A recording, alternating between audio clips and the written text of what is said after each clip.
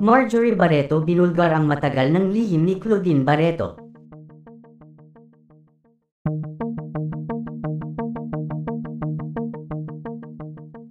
Sobrang bigat ng emosyon. Ramdam na ramdam mo yung sakit na dinadala niya.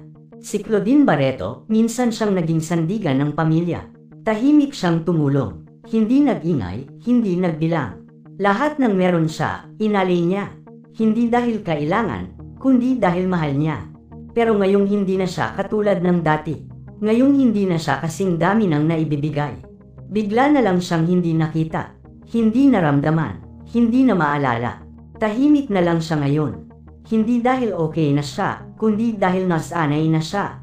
Hindi na nanahimik si Claudine Barreto matapos umanong makatanggap ng mga banta mula sa kanyang kapatid na si Mito Barreto at Marjorie Barreto.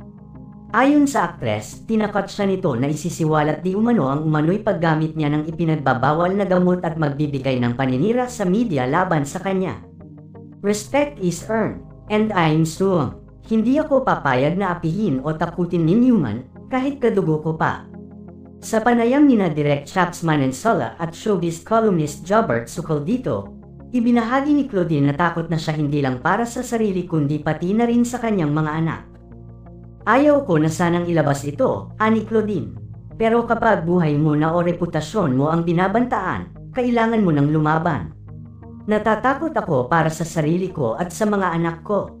Nagsampa na umano ng cease and desist letter si Claudine, pero patuloy pa rin siyang tinatawagan ng mga hindi kilalang numero, isang bagay na lalo raw nagdulot ng takot sa kanya.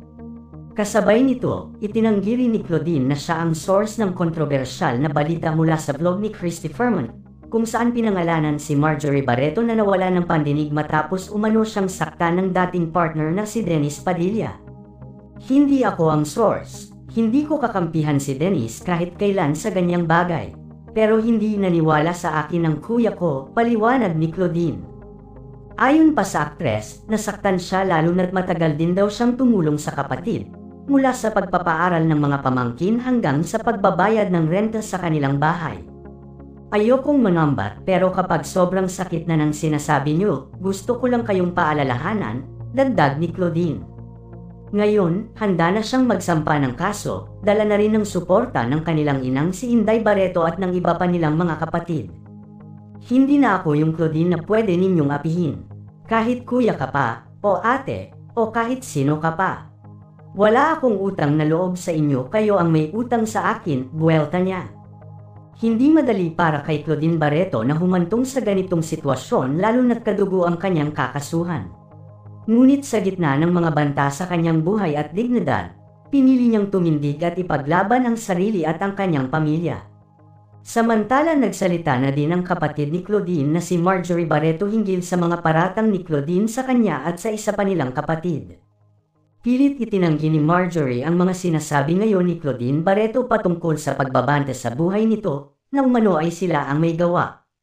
Ayon pa dito hindi umano niya alam ang intensyon o dahilan ni Claudine para mag-ingay na naman ng ganito sa media. Hindi naman sinagot ni Marjorie Barreto ang iba pang paratang ni Claudine laban sa kanya, at ayon dito handa siyang humarap sa korte kung ito ang gustong mangyari ng bunso nilang kapatid na si Claudine Barreto.